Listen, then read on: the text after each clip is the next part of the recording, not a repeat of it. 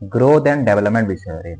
का विषय रे ग्रोथ एंड डेवलपमेंट ग्रोथ को आम ओडिया रे कहू वृद्धि एवं डेवलपमेंट को कहू विकास तो वृद्धि एवं विकास कोन आम जानिबा एवं दी भितरे डिफरेंस देखिबा हैला वृद्धि और विकास मध्य रे पार्थक्य कोन रही difference between growth and development तो प्रथमे जानिबा ग्रोथ बा वृद्धि कहले कोन कहले जन्म समय रे आम केडे थिले एडी केडे थिले हैला धीरे धीरे धीरे धीरे हमर कोन